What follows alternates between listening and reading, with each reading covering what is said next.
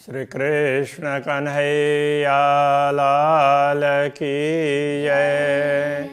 श्री निजानंद स्वामी की, श्री प्राणनाथ प्यारे की। क्यों कहूँ खूबी चरण के और खूबी भूषण, अद्भुत शोभा की क्यों न होए अरसतन। क्यों ना होए अरसतन। श्री कृष्ण कन्हैया लाल की। अक्षरातीत धामधनी के चरण कमल का वर्णन चल रहा है। चकलायेन चरण की भूषण छवि अनुपम। श्री राज्य के चरणारविंद की शोभा बहुत ही सुंदर है, कमनीय शोभा है।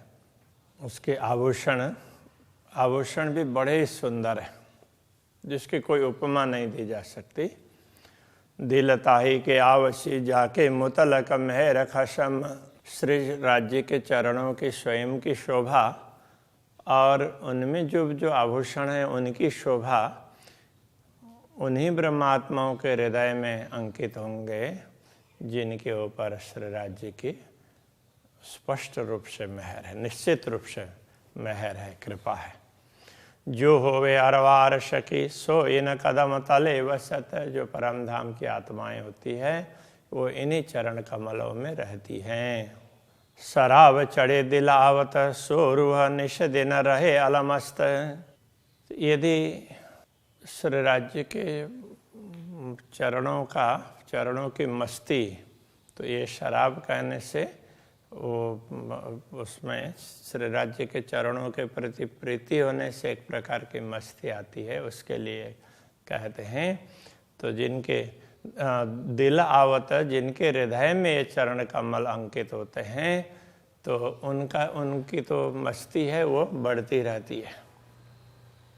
शराब चढ़े दिल आवत, तो जो दिल आवत ये पहले समझना।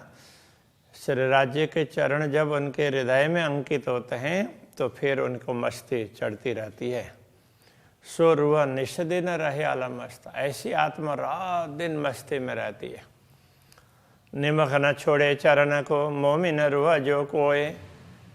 जो ब्रह्मात्माएं होंगी, परमधाम की आत्माएं होंगी, वे इन चरणों को कभी भी छोड़ती नहीं है, निमेष मात्र के लिए भी नहीं छोड़ती है। निश दिन रहे खुमार में आवता है चरण बोए। वे तो निरंतर खुमार में, खुमार का तात्पर्य एक प्रकार से गहन, तो उनको नशा चढ़ा हो तो किसी उतरता ही नहीं है ना। तो जिनको श्री राज्य के प्रेम का नशा चढ़ा हो तो वो उतरेगा ही नहीं, तो बस उसी मस्ती में वो होती रहती हैं। तो उनको निरंतर इन्हीं चरणों की सुगंध आती रहती है। मासुक के चरणों का किया बेवरा वर्णन। अक्षरातीत धामधनी के चरणारविंद का वर्णन इस प्रकार किया। जीव उड़िया चाहिए कहते लीक। वैसे तो ये वर्णन क्या किया, उनके चरण की एक रेखा छोटी सी, उतने मात्र का वर्णन करने पर भी तो ये जीव उड़ जाना चाहिए, आत्मा शरीर को छोड़ देने चाहिए। हाय हाय क्यों रहे मोमिन तन। तो ब्रह्मात्माओं का हृदय इस प्रकार कैसे टिका रहता है, तो मतलब कैसे फटता नहीं है, इतना भी वर्णन नहीं हो पाता है। ये तो राज्य करवा रहे हैं इसलिए हो रहा है, राज्य के हुक्म से हो रहा है, ये कहना चाह रहे हैं। हाथ पाँव मुख है यड़ा वस्त्र भूषण कसूरत।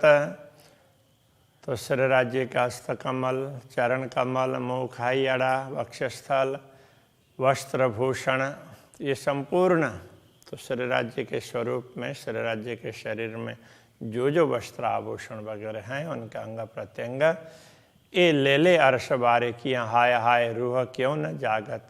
परमधाम की इन सूक्ष्मता को विचार करते हुए बड़े खेद की बात है, आत्मा क्यों जागृत नहीं हो रही है। तो आत्मा को जागृत होना चाहिए। जो जो तकहो अंग नग की देव निमुना नरम पसम।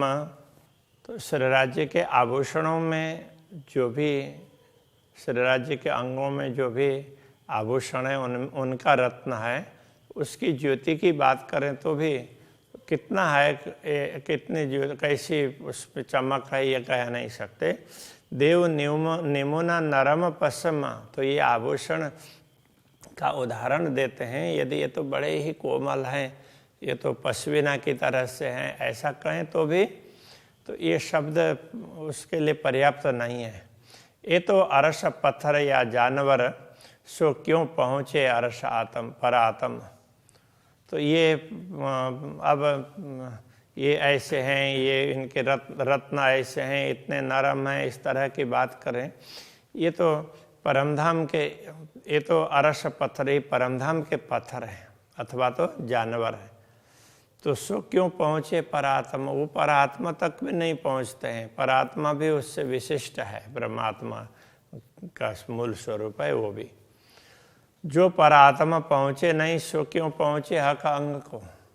जब परात्मा तक ही नहीं पहुँचते हैं, उनका ही उदाहरण नहीं दिया जा सकता, तो फिर श्री राज्य के अंग के उससे तो श्री राज्य के अंगों की शोभा कैसे बताई जा सकती है।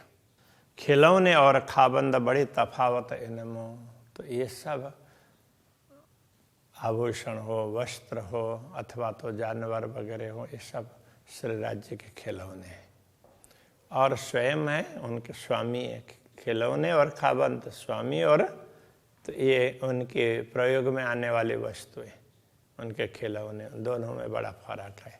तो श्री राज्य का स्वरूप तो इतना विशिष्ट है, ये सब जो कुछ बताया जा रहा है वो तो हम समझ पाएँ किसी न किसी तरह से, उसके लिए है।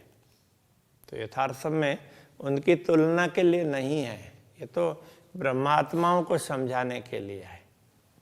जैसे जैसे अनुभव हो जाएगा तो उस समय फिर ये शब्द तो उनको कुछ लगेंगे ही नहीं, तो उनको जो अनुभव होगा उस मस्ती में रहेंगे। जीत आदि अंत न पाइए तित तेह की कहो, ये क्यों करे जहाँ जिसका आदि और अंत ही नहीं है, ऐसे दिव्य परमधाम को निश्चित ही ये है ऐसा करके नहीं बोल सकते। वहाँ की कोई भी वस्तु है उसको हम फिक्स नहीं कर सकते, बस ये तो ऐसी ही है, नहीं बोल सकते। ये तो शब्द फना क्या कहे, जित पाइए न अबल आखर। तो जहाँ आदि अंत का ही कोई पता नहीं है, उसके वर्णन के लिए ये नश्वरता के शब्द, नश्वर जगत के शब्द है, वो क्या कह सकते हैं। ये निर्णय करना अर्श का, तीन में भी हक जात, परमधाम का निर्णय करना, और उसमें भी श्री राज्य के अंगों का हक जात कहने से श्यामा जी परमात्माएं भी तो उनके अंग ही हैं, उनसे अलग नहीं है। फिर भी ये तो श्री राज्य के स्वरूप में उनके अंगों का वर्णन करते हैं। तो इत नूर अकल भी क्या करे, अक्षर ब्रह्म के बुद्धि, इत नूर अकल मतलब ये दुनिया की जो अक्षर ब्रह्म की बुद्धि जो दुनिया में आई है स्वप्न की, ये क्या कर पाएगी। जित लुदन्नी गोते खाता, जिसके लिए लुदन्नी है तो जागृत बुद्धि है, वो भी गोता खाएगी, तो स्वप्न की बुद्धि क्या बता सकती है।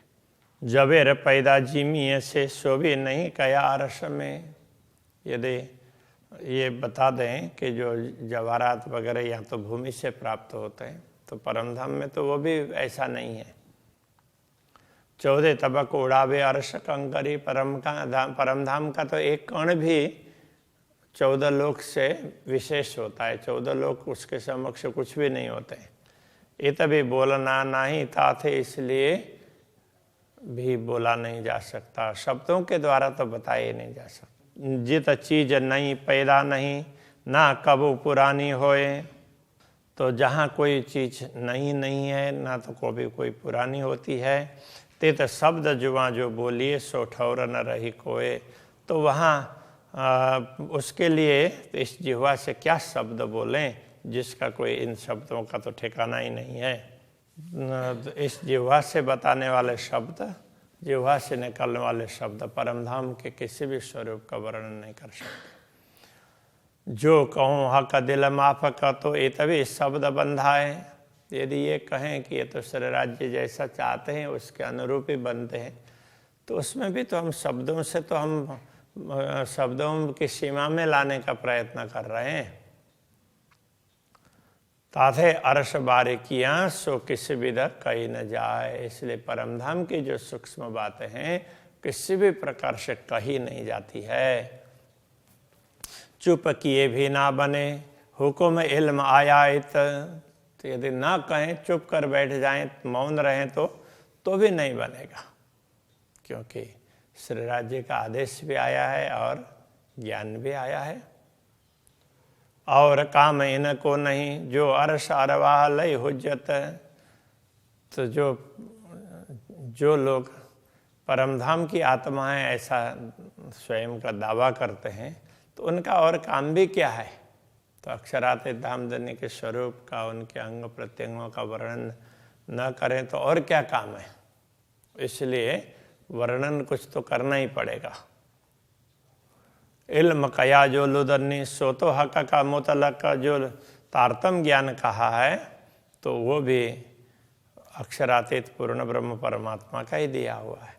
इसलिए इत मोमिन मिल पूछसी क्यों रही रूहों को शक। तो जब ब्रह्मात्माएं जागृत होंगी तब वो पूछेंगे कि ब्रह्मात्मा को शंका क्यों हो रही है। तो उनको शंका कैसे हो गई? शंका तो ऐसे होनी नहीं चाहिए। जो अर्श बातें शक हमको तो हके क्यों कया अर्श कलोब। यदि परमधाम की बातों में किसी प्रकार की शंका हो तो ऐसे ब्रह्मात्माओं के हृदय को परमधाम अक्षराते धामधनी ने क्यों कहा? वो तो कहीं तो कहते ही नहीं है। तो जब ब्रह्मात्माओं का हृदय परमधाम बनता है तो उसमें उनमें कोई शंका रहती ही नहीं है। मोमिन कहे बीच वायदत इन आशिकों हक महबूबा। ब्रह्मात्माएं तो मूल मिलावा के अंदर ही बैठी हुई हैं। इन आशिकों और इन अनुरागिणी आत्माओं के सच्चे स्वामी तो पूर्ण ब्रह्म परमात्मा ही है। महबूबा आशिक एक कहे, वायदत्त भी एक कहलाए। तो एक तरफ तो श्री राज्य और ब्रह्मात्माओं को एक ही अंग कहा है, और दूसरे तरफ ये अद्वैत स्वरूप है, तो उनके अंग का एक तरफ तो आशिक और मासूक की बात कही, दूसरे तरफ एक ही अंग है ऐसा कहा। अरश भी दिल मोमिन तो ये तो मिली तीनों विदा आए। तो परमधाम भी ब्रह्मात्माओं का ही हृदय है, इसलिए तीनों बातें हैं तो यहाँ पर आकर के मिल जाती है कि तो पूर्ण ब्रह्म परमात्मा और इधर श्यामा जी और ब्रह्मात्मा और परमधाम, तो ये सारे के सारे पूर्ण ब्रह्म परमात्मा के अंतर्गत ही हैं। तो इसलिए ये अलग अलग ऐसे नहीं हैं। तो अखंड में इस प्रकार से समझना चाहिए। तो ये कह रहे हैं और भी कहो सो सुनो मोमिन अरश से आए उतर। दूसरी बात भी कहते हैं यही ब्रह्मात्मा परमधाम से इस जगत में उतरी है। इल्म दिया है कि अपना उनके लिए पूर्ण ब्रह्म परमात्मा ने अपना ज्ञान दिया। अब इन्हों जुदे कहिए क्यों कर, तो उनको पूर्ण ब्रह्म से अलग कैसे कह सकते हैं। फुरमान आया इन्हों पर आमद इन्हों सिरदार। इन्हीं ब्रह्मात्माओं पर पूर्ण ब्रह्म परमात्मा का आदेश आया है। तो इनके लिए ही पूर्ण ब्रह्म परमात्मा का आदेश आया है। जितने भी शास्त्र हैं ये सारे इनके लिए है, और ब्रह्म ज्ञान तारतम ज्ञान इनके लिए है। इसलिए कहते हैं ना,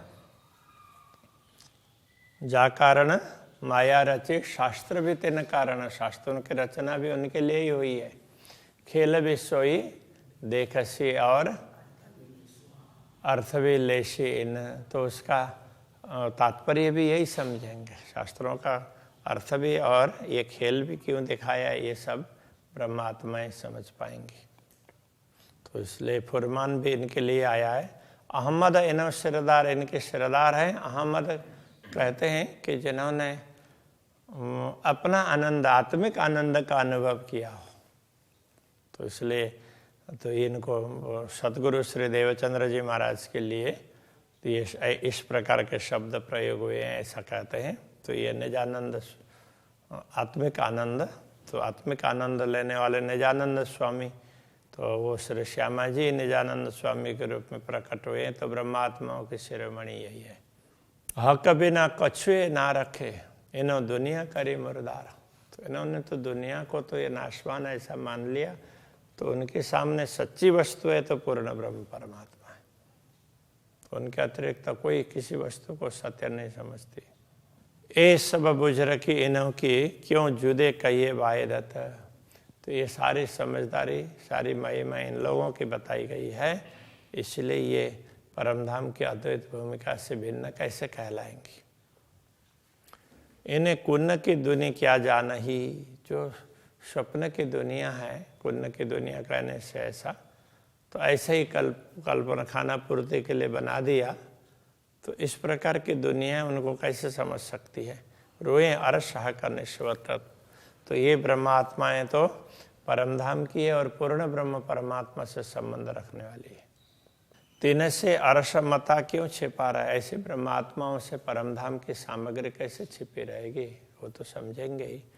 जो दिल अर्श कया मोमिन, जिनका हृदय परमधाम कहा है, उनसे परमधाम की कोई वस्तु छूटनी नहीं चाहिए। एक जरा न छिपे दिल से, ये देखो फुरमान वचन। तो ऐसे परमात्मा के आदेश पूर्ण वचनों में ये कहा गया है कि इन ब्रह्मात्माओं से कोई भी बातें छिपी नहीं रहेगी, वो उनको स्पष्ट हो जाएगी। बक्का पट किने न खोलिया, अबल से आज दिन। तो परमधाम का पट किसी ने नहीं खोला, मतलब तो आवरण तो दुनिया का ही है, तो दुनिया के आवरण को हटाकर कोई परमधाम तक नहीं पहुंच पाया। हाय हाय तन न हुआ टुकड़े, करते जाहिर ए वतन। ऐसे दिव्य परमधाम को जाहिर करना, तो लोगों को समझाना, तो समझाते हुए तो ये बड़े खेद की बात है, ये शरीर टुकड़े टुकड़े होकर के नहीं गिरा। अर्श बक्का द्वार खोल के करी जाहिर हक सूरत। परमधाम के द्वार को खोल करके अक्षरातीत पूर्ण ब्रह्म परमात्मा के स्वरूप की बात कही है। अंग मेरा रहा अचरज में, द्वार खोलते बाहिरत। अद्वैत भूमिका के द्वार खोलते हुए तो ये मेरे अंग आश्चर्य में रहा, मतलब ये शरीर, मन, बुद्धि, तो ये सब ना, बुद्धि खास तो ये कहना पड़ेगा, तो मुझे भी बड़ा आश्चर्य हुआ कि ये कैसे हो रहा है, ये तो हमसे होने वाली बात ही नहीं है। तो लगा कि राज्य ही करवा रहे हैं, ये कहना चाह रहे हैं। मेरी रूहें कया आगे रूह न, मेरी रूह ने दूसरे, मेरी आत्मा ने दूसरों को कहा। सुनिया मैं हक के मुख इलम, मैंने श्री राज्य के मुखारबिंद से वचन सुने और फिर दूसरों को बताया। ये बात कहते तन ना फटा, ये बात कहते हुए तो ये शरीर छूटा नहीं। हाय हाय ये देखा बड़ा जुल्म। तो ये वास्तव में देखा जाए तो बहुत बड़ा अपराध है। जुल्म का तात्पर्य कि क्या अनर्थ हो गया, तो ऐसे अब ये शरीर अभी तक टिका रहा है, फटना चाहिए था। यूँ चाहिए मोमिन को रुआ उड़े, सुनते हक का नाम। पूर्ण ब्रह्म परमात्मा की बात सुनते, उनका नाम सुनते ही तो तुरंत शरीर छूट जाना चाहिए था। बेशक अरस के होए के, क्यों खाए पिए करे आराम। परमधाम के कहला करके फिर तो परमधाम में जागृत ना हो करके दुनिया में खा पी करके मस्ती कर रहे हैं, तो ऐसा कैसे संभव है। तो परमधाम में जागृत होना चाहिए। श्री कृष्ण कन्हैया लाल की।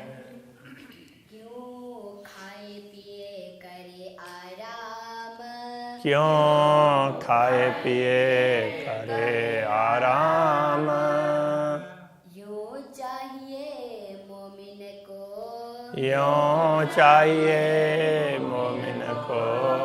रूह उड़े सुनते हक नाम, रूह उड़े सुनते हक नाम।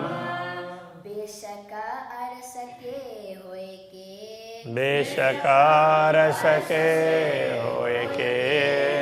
क्यों खाए पिए करे आराम, क्यों खाए पिए करे आराम।